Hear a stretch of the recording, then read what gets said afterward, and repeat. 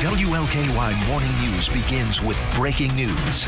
Good morning, I'm Carrie Grace. It is 8:30. We are starting to feel the impact of the shutdown on 71 southbound roads, backing up all over the metro area. WLKY Chopper HD in the air right now, watching the roads from above for us this morning.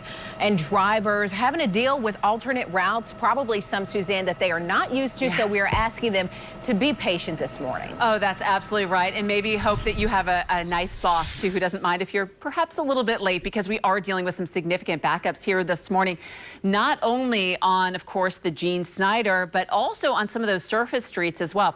Let's go ahead and take you live to a WLKY Chopper HD, where we're giving you a live perspective of how your morning commute is shaping up. We want to send it over to Chopper Bill, who's been watching this all morning long.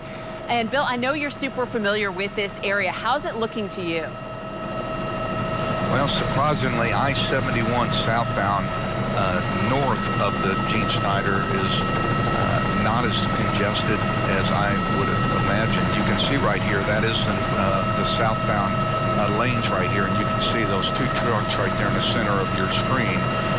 Those trucks are being directed off of 71 southbound onto the northbound Gene Snyder, where they'll either have to go across the East End Bridge, or they'll go up to US 42 and make a U-turn and make their way back on the Gene Snyder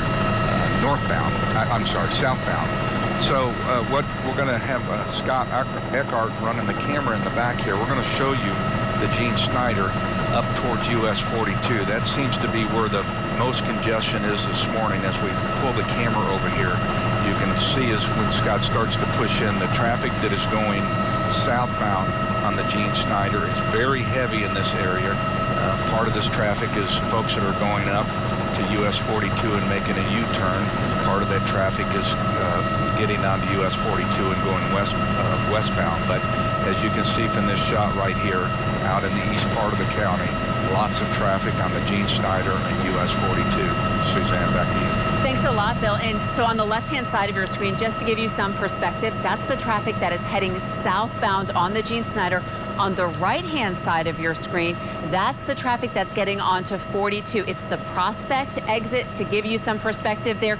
And we only, of course, have that one lane that you can take to get up to 42.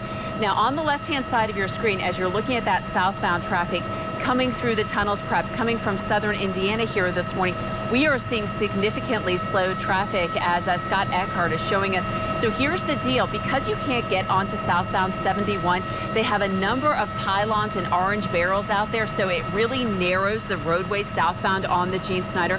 Perhaps that's part of the reason that we're seeing some of those delays. But take a look on the right-hand side of your screen. That's the traffic that's trying to get onto 42 here this morning. We are seeing significant slowdowns here as you're trying to get onto 42.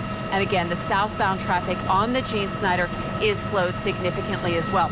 We want to go ahead and give you some more perspective here by taking a look at some of our Trimark traffic cameras. On the left-hand side of your screen, that's the traffic that's trying to get onto 42. On the right-hand side of your screen, that's the traffic that's trying to head southbound on the Gene Snyder, perhaps to get onto 64, or maybe to get onto Brownsboro, or perhaps Westport Road. But if you are taking Westport Road, let me show you what's going on there. So you can see speeds about 30 miles per hour through Rolling Hills, just past Hurstbourne. But once you get over a little bit closer to Westport Village, guys, look at what happens. You're down to 10 miles per hour here as you're approaching Hare Lane. So keep that in mind if that's one of the alternate routes. We're also seeing some slow traffic as you're approaching the Gene Snyder from 71 southbound.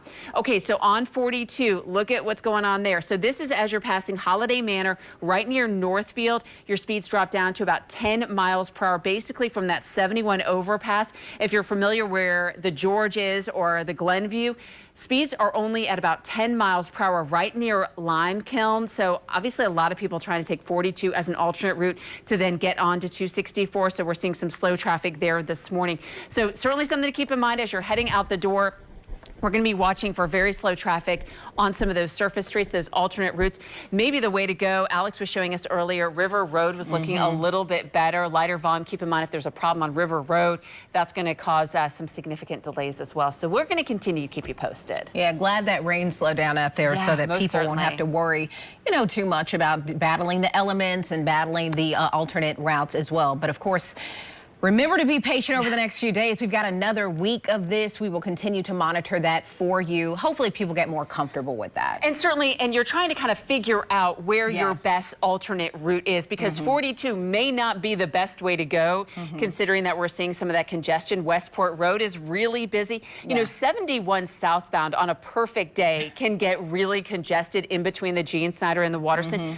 We still have several days, basically a week, to get through this. So we're going to figure out maybe the timing of it a little bit better as well, and maybe taking 64 all the way in as an alternate route versus taking some of those surface streets. That might offer you perhaps a little bit of relief, maybe a little bit longer distance as the crow flies, but a little bit better as far as a shorter commute for you. Yes, and you may not get stuck in as much traffic that way, but of course, stick with us.